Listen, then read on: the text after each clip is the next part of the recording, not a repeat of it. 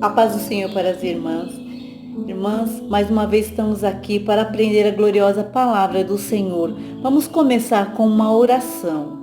Maravilhoso Deus e eterno Pai, nós te adoramos, nós exaltamos ao nome do Senhor, nós reconhecemos, Jesus, que Tu és grande, Tu és poderoso. Vê-nos dar sabedoria, Jesus, para que nós compreendamos a Tua palavra. Dai-nos entendimento, abençoa cada uma das irmãs, abençoa cada um, Jesus querido, que vai ouvir a Tua palavra, que venha ser edificante na vida de cada um, que nós venhamos crescer na graça e no conhecimento do Senhor. Fala, amado Espírito Santo, através desses instrumentos. Usa-me, Jesus, para edificar a vida de muitas pessoas. Que o Seu nome seja glorificado em nome de Jesus. Amém. Irmãs, Igreja do Senhor, a igreja eleita, redimida pelo sangue de Cristo e selada com o Espírito Santo da promessa. Nós estamos já na lição de número 11, atributos da unidade da fé. Humildade, mansidão e longanimidade. Unidade quer dizer vários membros que se juntam em um corpo e professam uma mesma crença e vivendo em comunhão. É o título da nossa lição, né? Os atributos, as características, humildade, mansidão e longanimidade. O nosso textuário diz: rogo-vos, pois, eu preso do Senhor, que andeis como é digno da vocação com que fostes chamado. A verdade prática vai dizer: a unidade da igreja depende de que os crentes evidenciem no cotidiano a humildade, a mansidão e a longanimidade. Ou seja, todos queremos ver essas qualidades na vida dos crentes, na qual esta vocação que Jesus Cristo nos chamou para ser testemunho de Cristo, tendo o exemplo do Senhor. O Senhor, o nosso Deus, o edificador da igreja, né, que edificou a igreja. Ele tem esses exemplos muito claros de humildade, de mansidão e longanimidade. Na leitura bíblica em classe, está lá em Efésios 4, de 1 a 4, Colossenses, capítulo 1, versículo 9 ao 12. Mas já vamos aqui na nossa introdução. Gostaria só de falar a respeito dessas características, né, de um povo reunido, que é a igreja do Senhor, e que espera por algo, que significa fé. Hebreus 11:1 diz: ora, a fé é o firme fundamento das coisas que se esperam e a prova das coisas que não se veem. Nós temos a mesma fé, nós aguardamos algo que nós ainda não, nós esperamos, mas nós não vimos. Primeiro tópico vai dizer: para haver unidade é preciso humildade. E o que significa essa palavra? Humildade é reconhecer as nossas limitações, andar com simplicidade. Primeiro ponto diz: o modo digno do viver cristão. Qual a conduta, o comportamento do genuíno cristão? O que esperar de um crente que é resgatado pelo sangue de Jesus Cristo? Em Efésios 4:1 diz: andeis como é digno da vossa vocação com que foste chamado. Nós temos um padrão de conduta que podemos seguir o exemplo, que é o nosso Senhor Jesus Cristo. É a humildade de Jesus. Humildade. O que é humildade? Povos pagãos que não têm o temor de Deus, que não aceitaram a Jesus, entendem humildade como uma falta de caráter, como algo negativo, como uma falta de amor próprio, né? Uma humilhação. Eu vou me humilhar. É uma fraqueza de caráter para quem não conhece. Porém, Jesus Cristo nos deu um grande exemplo quando ele deixou a sua glória e desceu a este mundo para ser servo, para servir. Está lá em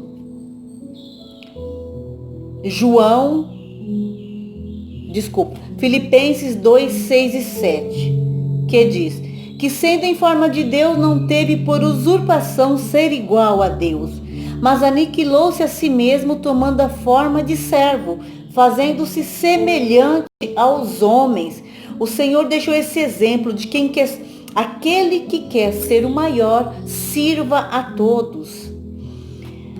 E ainda outro exemplo que Jesus deixou foi quando ele lavou os pés aos discípulos. Está lá em João 13, do versículo 13 ao 15. Vós me chamais mestre e senhor, e dizeis bem, porque eu sou. Ora, se eu, senhor e mestre, vos lavei os pés, vós deveis também lavar os pés uns aos outros, porque eu vos dei o exemplo, para que, como eu vos fiz, façais vós também. Se o Senhor, que é grande, que é Senhor e mestre, lavou os pés, como compromisso um com o outro, o Senhor teve aquela comunhão. Ali naquele momento era assumindo um compromisso mais íntimo com os seus discípulos e os seus discípulos assumindo esse compromisso com o Senhor. Não era superficial, era algo que estava lá arraigado, tinha que ter esse compromisso com a obra do Senhor. E o Senhor nos deixou esse exemplo. Terceiro subtópico, a verdadeira humildade. O que nós podemos ver bem claro na vida de Cristo, através do ensino do apóstolo Paulo, é que a vida humilde expressa modéstia, simplicidade e faz oposição à soberba, à arrogância e ao orgulho, que são sentimentos egoístas, meramente humanos, de pessoas que não teve um real encontro com o Espírito Santo de Deus. Em Gálatas 5,16 diz assim: digo, porém, andai em espírito e não cumprireis a concupiscência da carne. Resumo: a virtude da humildade é produzida no crente por obra do Espírito Santo. Os humildes se portam com simplicidade e cooperam com a unidade da igreja. Segundo ponto, para haver unidade é preciso mansidão. O que significa essa palavra, mansidão? A mansidão produz no homem a capacidade de ser controlado em meio aos desafios e conflitos. Indica moderação nas suas ações, bom trato com o seu semelhante, ser gentil, paciente, demonstrar ternura e cortesia. E também é um dos frutos do Espírito Santo. Grandes exemplos de mansidão. O texto aqui, ele destaca Moisés e Jesus Cristo. Em Números 12:3, a Bíblia revela que Moisés era o homem mais manso da terra. Miriam e Arão, seus irmãos, ficaram revoltados com Moisés por conta da vida pessoal de Moisés. Mas Moisés manteve-se no seu autocontrole, sem guardar mágoas, sem guardar rancor, sem tomar no seu próprio braço. E Deus justificou Moisés e deixou Miriam leprosa. E foi através da oração de Moisés que Miriam foi curada. E um grande, o maior exemplo, o exemplo máximo de mansidão é o Mestre Jesus, Em Marcos 15, versículo 4 e 5 diz: E Pilatos o interrogou outra vez, dizendo: Nada respondes? Vê quantas coisas testificam contra ti. Mas Jesus nada mais respondeu, de maneira que Pilatos se maravilhara. Aqui diz a respeito do julgamento, do juízo que fizeram contra Jesus, que Pilatos o achava inocente, mas ele dizia: crucifica Jesus. E ali, diante de tantas agressões, socos no rosto de Jesus, cuspiram a face do Senhor, mas ele calou-se diante daquelas acusações. E Pilatos ficou maravilhado, porque um homem normal, comum, ele tentaria se justificar. Porém, Jesus calou-se. E a verdadeira mansidão. Pessoas com essa virtude são disciplinadas e capacitadas a perseverar ainda que elas sejam perseguidas. E o ponto 4, mansidão pressupõe conciliação. O comportamento conciliador é a demonstração prática da conduta de quem possui mansidão por meio de uma postura equilibrada. Ainda que nós estejamos sendo acusados injustamente, né, nós não vamos perder o nosso controle, né, como servos do Senhor. E isso é um exercício diário, como nós já aprendemos, tudo é exercício. E esse aqui, da mansidão, da humildade, é algo que nós temos que renunciar, o nosso ego. Porque ego quer dizer que nós estamos acima, né? Colocamos o nosso eu acima, no centro de toda a nossa vontade, né? Então nós temos que renunciar o ego para que o Espírito Santo entre na nossa vida, para que esses frutos do Espírito Santo venham habitar, né, em nossa vida. O terceiro ponto diz: para haver unidade é preciso longanimidade para o exercício do perdão. Longanimidade tem sentido de paciência, tolerância e constância. É também um fruto do Espírito Santo. Um grande exemplo de longanimidade é a tolerância do nosso Deus. Lá em 2 Pedro 3:9 diz: o Senhor não retarda a sua promessa, ainda que alguns a tenham por tardia, mas é longânimo para conosco, não querendo que alguns se percam, senão que todos venham a arrepender-se. O que o Senhor Deus está aguardando é que o homem entenda que é necessário o exercício, primeiro, suportar uns aos outros. Aquilo que me aborrece no meu irmão é o mesmo que existe na minha vida, mas o homem não se examina. Quero ler aqui juntamente com as irmãs.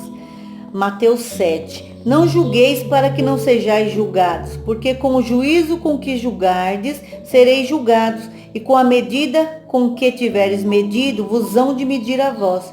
E por que reparas tu no argueiro que está no olho do teu irmão, e não vês a trave que está no teu olho? Ou como dirás a teu irmão, deixa-me tirar o argueiro do teu olho, estando uma trave no teu? Hipócrita, tira primeiro a trave do teu olho, então cuidarás em tirar o argueiro do olho do teu irmão. O Senhor Jesus mesmo dizendo, sempre ele coloca primeiro o homem para depois corrigir o seu irmão. Primeiro o homem corrige a si mesmo, depois corrige o seu irmão. Então, como diz aqui, somos muitos e diferentes. Então é necessário o exercício do perdão e do amor. Em 1 João 4,8 diz: aquele que não ama não conhece a Deus, porque Deus é caridade. O amor é um atributo divino. O nosso Deus é amor.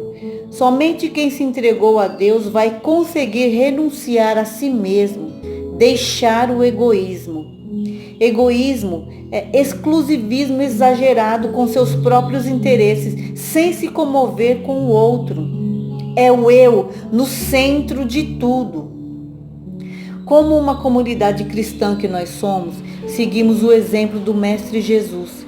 Na oração do Pai Nosso, Jesus mesmo nos ensina, em Mateus 6:12 e o versículo 14, diz: e perdoa-nos as nossas dívidas, assim como nós perdoamos aos nossos devedores.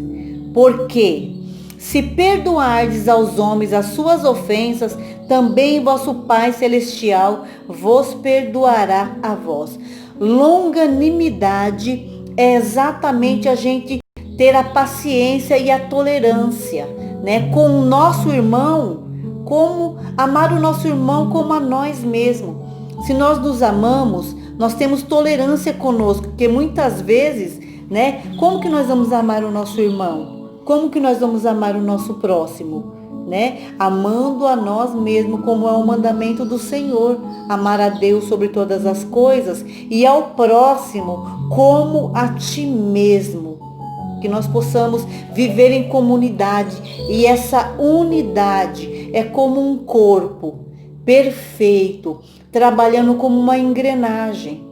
Todas as partes desse corpo é muitíssimo importante. Não podemos perder um dedo ou perder um braço e não sentir falta. Nós sentimos falta sim, nós somos uma comunidade, nós somos uma unidade, nós somos a igreja de Cristo Jesus.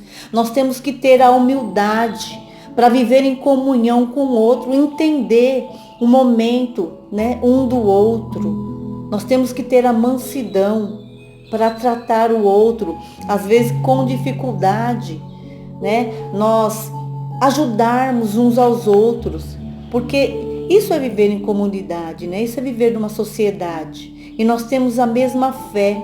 E nós não vivemos numa comunidade qualquer. Nós somos a igreja de Jesus Cristo. Nós temos que fazer exercícios diários de renúncia de nós mesmos, do nosso ego, né? Deixar os nossos próprios interesses de lado, muitos momentos, para poder viver esse bem comum a todos. Que Deus possa abençoar a cada uma das irmãs, que Deus venha falar melhor em cada coração, que o Senhor venha iluminar a cada uma das irmãs e guardar a casa, a família, a saúde, os filhos de cada uma de nós. Deus abençoe a todas em nome de Jesus.